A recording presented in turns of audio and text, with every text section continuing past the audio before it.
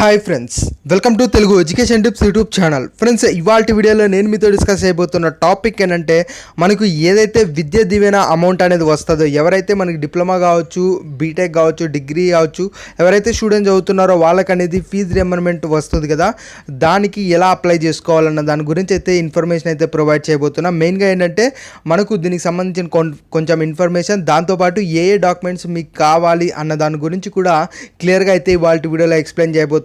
Already రెన్యువల్కి ఎలాంటివి కావాలి, freshers ఎలాంటివి డాక్యుమెంట్స్ కావాలన్న దాని గురించి అయితే క్లియర్గా అయితే తెలుసుకోబోతున్నాం.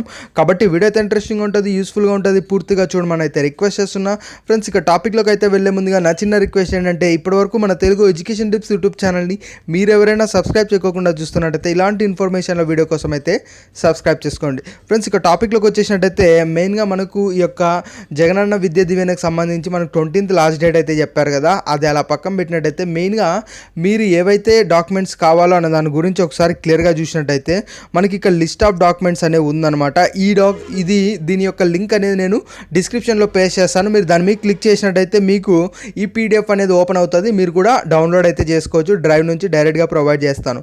ఇక్కడ మెయిన్గా ఏంటంటే, ఇప్పుడు ఎవరైతే ఫస్ట్ ఇయర్ జాయిన్ అయి ఉంటారో, అంటే పాలిటెక్నిక్ కావచ్చు, మనకు డిగ్రీ కావచ్చు, బీటెక్ కావచ్చు, వాళ్ళైతే ఫ్రెష్ అప్లికేషన్ అయితే తీసుకోవాల్సి ఉంటుంది.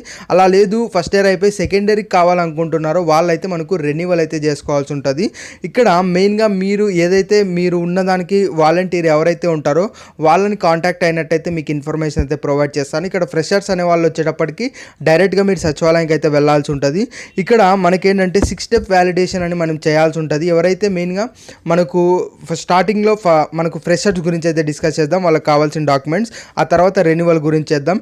ఇక్కడ మనకు ఫ్రెషర్స్కి సంబంధించి మనకి ఇక్కడ లిస్ట్ ఆఫ్ డాక్యుమెంట్స్ అనేవి ప్రొవైడ్ చేయబడింది. ఇక్కడ మీరు చూసుకున్నట్టయితే మనకు స్టూడెంట్ ఆధార్ కార్డ్ కావాలి, ఆ తర్వాత మదర్ ఆధార్ కార్డ్, అలానే మనకు రేషన్ కార్డ్ అంటే రైస్ కార్డు, ఆ తర్వాత మనకేంటంటే తల్లి బ్యాంక్ మనకు ఏదైతే ఫ్రంట్ పేజ్ ఉంటుందో అది జిరాక్స్, దాంతోపాటు మీరు ఏదైతే కాలేజీలో చదువుతున్నారో దానికి సంబంధించిన డీటెయిల్స్ అనమాట. ఆ తర్వాత ఏంటంటే మీరు ఏ కోర్స్ చదువుతున్నారు అంటే, ఇక్కడ మీరు కాలేజ్ నుంచి స్టడీ సర్టిఫికేట్ రాయించుకున్నట్టయితే మీకు కంప్లీట్గా డీటెయిల్స్ అనేవి ఉంటాయి. అలా లేదు అనుకున్నట్టయితే మీరు ఐడి కార్డు చూపించినా సరే అందులో డీటెయిల్స్ అనేవి ఉంటాయి. ఆ తర్వాత మీరు ఏంటంటే మనకు ఇన్కమ్ అడిగారు, ఇన్కమ్ అన్నా మనకి ఇప్పుడు రేషన్ కార్డ్ రెండు ఒకటే కాబట్టి రెండిట్లో ఏదైనా క్యారీ చేయొచ్చు. ఆ తర్వాత మనకి ఏంటంటే క్యాస్ట్ కూడా అడిగారు.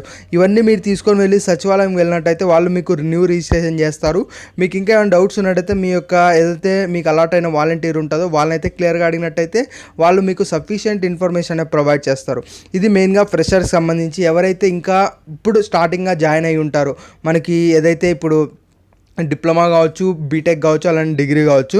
ఇక ఆల్రెడీ రెన్యువల్ అంటే మనకు ఆల్రెడీ ఉంటారు వాళ్ళు, మళ్ళీ ఇప్పుడు అంటే సెకండ్ ఇయర్ అయిపోయి థర్డ్ ఇయర్కి రెన్యువల్ కావాలనుకున్న వాళ్ళు ఈ యొక్క డాక్యుమెంట్స్ అయితే తీసుకోవాల్సి ఉంటుంది. ఇక్కడ మెయిన్గా మనకేంటంటే మనకు మదర్ నేమ్ అడిగారు, ఆ తర్వాత ఏంటంటే మదర్ ఆధార్ కార్డ్ అడిగారు, ఆ తర్వాత ఫాదర్ ఆధార్ కార్డ్, అలానే మనకు మదర్ యొక్క బ్యాంక్ ఫ్రంట్ పేజ్ అడిగారు, ఆ తర్వాత ఏంటంటే మనకు రేషన్ కార్డు కూడా అడిగారు, ఆ తర్వాత మనకు కాలేజీకి సంబంధించి ఏదైతే ఐడి కార్డు కావచ్చు అలాంటి ప్రూఫ్స్ అడిగారు, ఆ తర్వాత మీరు ఏ కోర్స్ చదువుతున్నారు దానికి సంబంధించిన డీటెయిల్స్ అడిగారు.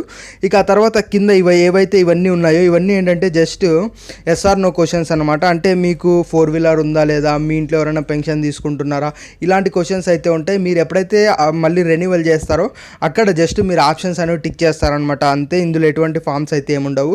ఇలా నేను ఏవైతే స్టార్టింగ్లో మీకు చెప్పానో ఇవన్నీ మీరు జిరాక్స్ తీసుకొని వెళ్ళి మీ యొక్క వాలంటీర్ మీరు కలిసినట్టయితే వాళ్ళు మీకు క్లియర్గా అనేది దీని యొక్క ఇన్ఫర్మేషన్ అనేది చెప్తారు. మెయిన్గా ఏంటంటే ఈ 6 స్టెప్ వెరిఫికేషన్ అనేది ఎవరైతే రెన్యువల్ చేసుకుంటుంటారో వాళ్ళకి, మరి ఫ్రెషర్స్ మాత్రం ఇందాక చెప్పిన డాక్యుమెంట్స్ అన్నీ తీసుకొని మీరు ఏం చేయాలంటే కన్ఫామ్గా మీరు ఈ యొక్క సచివాలయానికి అయితే వెళ్ళాల్సి ఉంటుంది. ఇక్కడ ఏంటంటే మీరు రేషన్ కార్డు ఉంటుంది కదా, దాంతోపాటు మీకు ఏదైనా ఓల్డ్ రేషన్ కార్డు ఉంటుంది కదా అది కూడా తీసుకెళ్లాలని మనకైతే చెప్తున్నారనమాట. కాబట్టి ఇక్కడ ఏంటంటే మీరు కన్ఫామ్గా ఇవన్నీ తీసుకెళ్ళాలి, ఇందులో ఎటువంటి డౌట్ అయితే లేదనమాట. ఈ డాక్యుమెంట్స్ అన్నీ మీరు తీసుకెళ్ళాలి. మెయిన్గా ఇది ఫ్రెండ్స్ మనం ఇవాల్టి వీడియోలో అయితే తెలుసుకున్నది. ఫ్రెండ్స్, వీడియో నచ్చినట్టయితే లైక్ చేయండి. మరి ముఖ్యంగా మన తెలుగు ఎడ్యుకేషన్ టిప్స్ యూట్యూబ్ ఛానల్ని మీరు ఎవరైనా మొదటిసారి చూస్తున్నట్టయితే సబ్స్క్రైబ్ చేసుకోండి.